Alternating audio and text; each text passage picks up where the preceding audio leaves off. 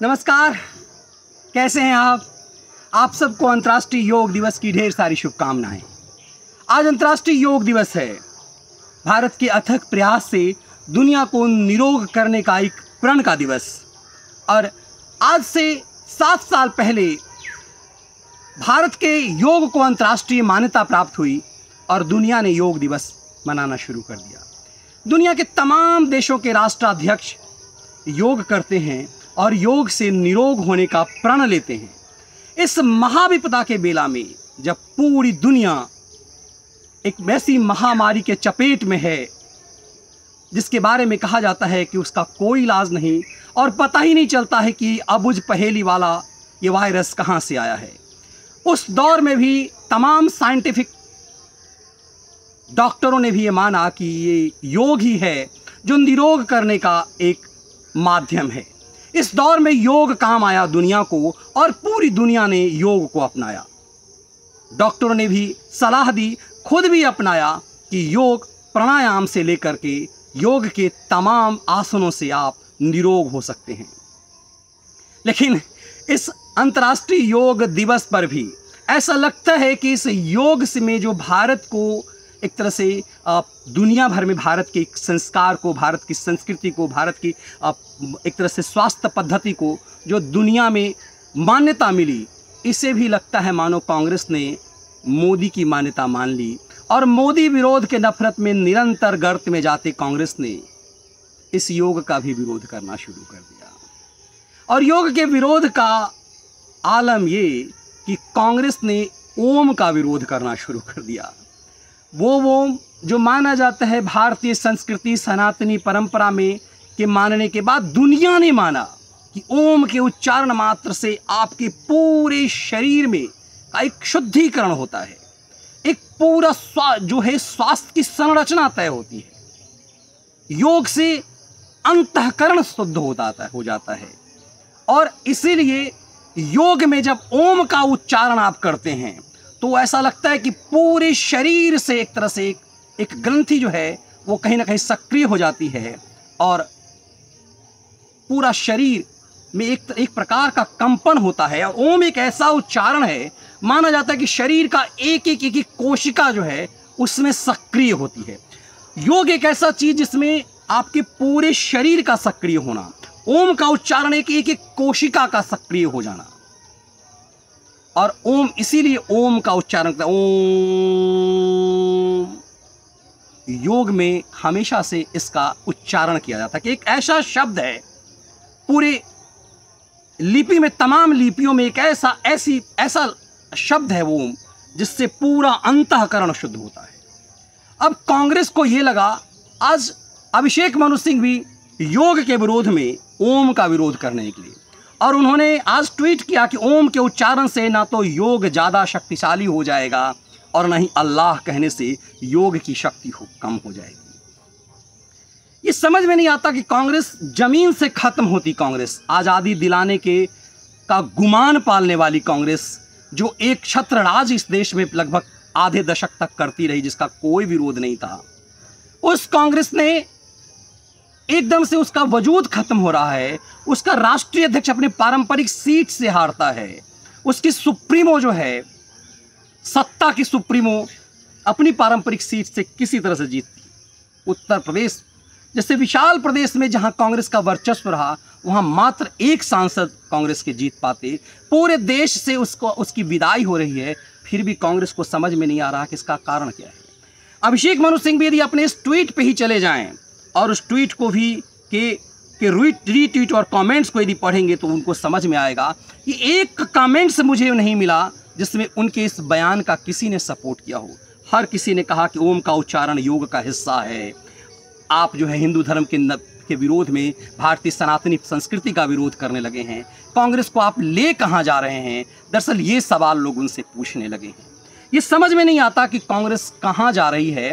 कभी राम का, रामायण का, राम सेतु के विरोध करने के लिए, जैसे राम सेतु का विरोध करने के लिए सुप्रीम कोर्ट में राम सेतु का विरोध करने के लिए कांग्रेस रामायण, रामचरितमानस, राम रावण युद्ध, हर चीज़ का विरोध कर दिया और कहा कि ये काल्पनिक है।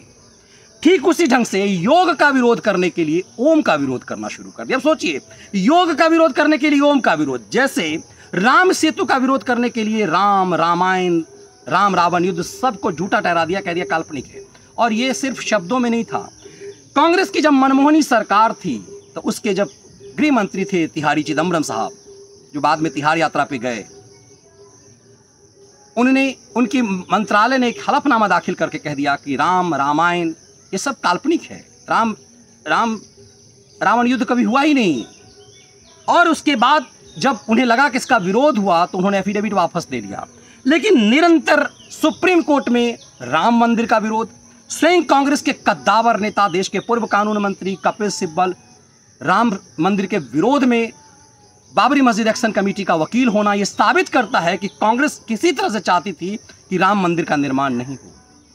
कांग्रेस धीरे धीरे अपना वजूद खत्म करती गई। 2014 में नरेंद्र मोदी ने एक नारा दिया कि गांधी जी का सपना साकार करना है, कि वो चाहते थे कि कांग्रेस खत्म हो। ऐसा लगता है कि कांग्रेस इतनी जल्दबाजी में है कि एक क्रेडिट लाल नरेंद्र मोदी को नहीं देना चाहती है, उनने खत्म कर दिया। मोदी से नफरत इतना कि नरेंद्र मोदी कहीं कांग्रेस के खात्मे का क्रेडिट ना ले ले, कांग्रेस खुद अपना वजूद खत्म कर देना चाहती है। कमाल है कांग्रेस। आलम यह है कि कांग्रेस के सहयोगी दल, वो कहते हैं जिसके कंधे पर सवार होकर किसी राज्य में वो सत्ता की भागीदारी बनना चाहती। सत्ता तो कहीं दिख नहीं रही है, छत्तीसगढ़ के अलावा कहीं सरकार उसकी नहीं है। पंजाब में भी है भी तो उसे कहा जाता है कि वो कैप्टन अमरिंदर की सरकार है। महाराष्ट्र में पिछलग्गू चौथे नंबर की पार्टी सरकार कैसे बना ली। तो कभी बिहार में अपने सहयोगी को हराने के लिए के नाम से कुख्यात हो गए आरजेडी के कद्दावर नेता ने कह दिया उनके लिए, शिवानंद तिवारी ने, कि कांग्रेस विपक्षी दलों के पांव की घुंघरू, पांव की जंजीर बन चुकी हुई है। उस कांग्रेस का आलम यह कि आज महाराष्ट्र में योग दिवस के अवसर पर तोहफा उसके सहयोगी दल ने कहा कि जूते मारा जाए कांग्रेस को। जी हाँ, कांग्रेस का नाम नहीं लिया, लेकिन राजनीति में इसे संकेत इसे ही कहा जाता है। कांग्रेस पार्टी ने कहा, महाराष्ट्र कांग्रेस ने, कि हम जो महाराष्ट्र में जो चुनाव, हम जो गठबंधन है वो हमारा गठबंधन सिर्फ इसी सरकार के लिए है। हम अब किसी भी ढंग से कोई भी चुनाव जो आगे लड़ेंगे वो साथ में नहीं लड़ेंगे। तो एक तरह से इस गठबंधन का विरोध है, फिर इस सरकार के प्रति किसी पब्लिक की आस्था नहीं होगी।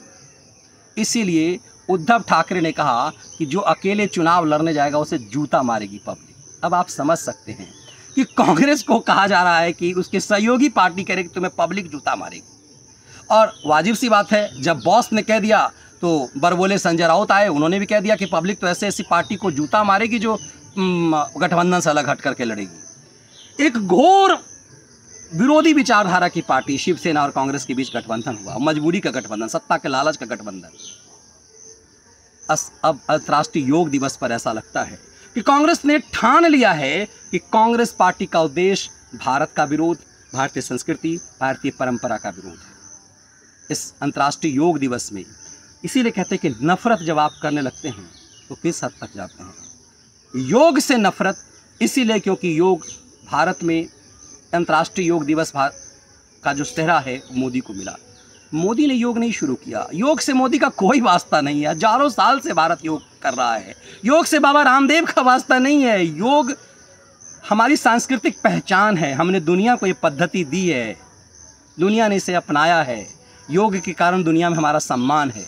लेकिन मोदी से नफरत में योग से नफरत, और योग से नफरत में ओम से नफरत। ओम से नफरत का मतलब है कि पूरी सनातनी संस्कृति से नफरत। कांग्रेस क्या चाहती है समझ में नहीं आता, लेकिन कभी कभी लगता है कि इसका होना बहुत ज़रूरी है, ताकि कहते हैं ना कि सुर, असुर और देवता में अंतर पता चल सके, ताकि अच्छे और बुरे में फ़र्क पता चल सके, ताकि इस चीज़ से ये समझ में आए। कांग्रेस याद दिलाते रहे बीच बीच में कि 7.5 दशक में कांग्रेस ने आज़ादी के बाद क्या किया और क्यों भारत का विभाजन स्वीकार किया। जब उसे मुस्लिम लीग ही बनकर के रह जाना था तो आखिर उस मुस्लिम लीग के नेता को ही भारत की सत्ता मिल जाती तो क्या बुरा था। योग दिवस पर कांग्रेस से यह अपेक्षा करेंगे कि वो ओम का उच्चारण करे ताकि उसका अंतःकरण शुद्ध हो सके, वो स्वस्थ रह सके मानसिक रूप से, इसीलिए योग कर सके।